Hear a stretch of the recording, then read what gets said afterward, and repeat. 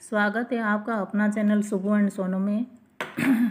एक प्रश्न आया है, दीदी कुंवारी लड़के या फिर कोई कुंवारा लड़का निर्जला एकादशी व्रत या फिर कोई भी एकादशी व्रत कर सकते हैं क्या हम निर्जला एकादशी व्रत से साल भर का एकादशी शुरू कर सकते हैं? एक बहन का ये प्रश्न आया है। घर वाले मना करते हैं कि इतना कम उम्र में नहीं करना चाहिए या फिर शादी से पहले नहीं करना चाहिए। तो देखिए, ये एक भ्रम है। तो चलिए जानते हैं इसका उत्तर क्या है। 2023 में ये निर्जला एकादशी व्रत 31 मई बुधवार को है। 1 जून को पारण होगा और 10वीं तिथि है 30 मई को। और इसका नियम आप जरूर पालन करें। यदि आप एकादशी व्रत करते हैं तो रात को, जैसे कि 10वीं रात को, प्याज, लहसुन, चावल की चीज़ें बिल्कुल भी न खाएं। हो सके तो शाम के बाद बिल्कुल भी अनाज न खाएं। भूख लगे तो आप फल आदि ग्रहण कर सकते हैं।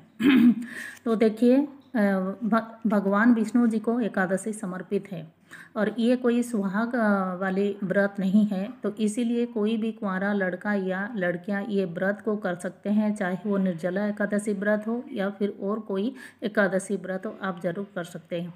हो सकता है तो आप निर्जला रहकर कर सकते हैं और नहीं हो सकता है तो आप जलाहार या फलाहार से ज़रूर कर सकते हैं, क्योंकि इतना कम उम्र में आप कर लेंगे तो बहुत बड़ी बात है।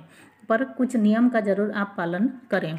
जैसे कि व्रत का संकल्प कर लेते हैं तो उसके बाद बीच में आप भंग नहीं करें और हो सके तो आप कोशिश करिए कि दिन भर आप व्रती रहें। यानी आपसे जलाहार लेकर भी नहीं हो रहा है तो आप फल लेकर करें, पर व्रत का संकल्प लेने के बाद सुबह से आप व्रत को भंग करेंगे तो आपको बहुत ही दोष लगेगा, क्योंकि ये बहुत बड़ा एकादशी है।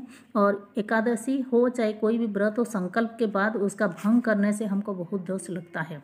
तो इसीलिए ये नियम है। और उसके बाद आप सुबह गंगा स्नान करके, यानी घर में जब आप स्नान करेंगे, थोड़ा सा गंगा जल डालकर गंगा स्नान करने का विधि है। वो गंगा स्नान करके शुद्ध कपड़ा जरूर पहने और घर में जो पूजा आदि होती है उसमें सम्मिलित हो जाए, या फिर आप खुद ही विष्णु जी की पूजा अर्चना करें सारी सामग्री लेकर। और पारण जरूर करें। आप यदि एकादशी व्रत कर रहे हैं तो पारण के समय ही पारण करें। पारण करने का कोई बड़ी विधि नहीं है, बस ये इतना है, भगवान को, विष्णु जी को कोई फल आदि भोग लगाकर आप तुलसी दल आदि लेकर व्रत का पारण करें और वो फल का एक टुकड़ा ले लें और ब्राह्मण को थोड़ा सा अनाज का दान कर दें, या फिर उनको कुछ भी नहीं हो सकता है तो पैसे आदि कुछ भी दे दें। यही है पारण की विधि। और वैसे भी एक कन्फ्यूजन में दूर करने वाली हूँ कि देखिए, हर हिंदू को, जैसे कि कुछ जो बीमार व्यक्ति हैं और बुजुर्ग हैं और बच्चे हैं, इनको छोड़कर किसी को भी अनाज खाने का नियम नहीं है। यानी कोई भी यदि एकादशी को अनाज खा रहा है तो उसको बहुत दोष लगता है। ये शास्त्र प्रमाण है और सभी को पता है, सभी जानते हैं ये बात। चाहे वो एकादशी व्रत करें या एकादशी व्रत ना करें, उनको अनाज खाने का दोष लगेगा ही लगेगा। इसीलिए आप यदि एकादशी व्रत नहीं भी कर रहे हैं घर में कोई भी, तो आप एकादशी वाले दिन रसोई घर में चावल ना पकाएं और ये प्याज लहसुन की आदि चीज़ें ना बनाएं और मसूर दाल, बैंगन, ये सब ना खाएं।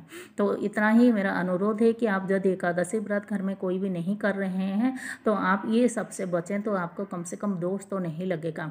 तो और कुंवारी लड़कियां बिल्कुल बेहिचक कर सकते हैं, क्योंकि ये भगवान को समर्पित है। भगवान का पूजा करने में हम जैसे 16 सोमवार व्रत करते हैं भगवान शिव जी के लिए, और भी बाकी व्रत करते हैं भगवान के लिए, तो ये भी सबसे बड़े भगवान जो विष्णु जी है उनको समर्पित है। आप आराम से करिए, बेहिचक करिए। इस निर्जला व्रत से शुरू कर सकते हैं, या फिर और कोई व्रत जैसे और कोई एकादशी व्रत से शुरू करके साल भर भी कर सकते हैं। सिर्फ निर्जला व्रत रखना चाहते हैं तो सिर्फ निर्जला व्रत भी रख सकते हैं हर साल। तो ये थी आज की जानकारी।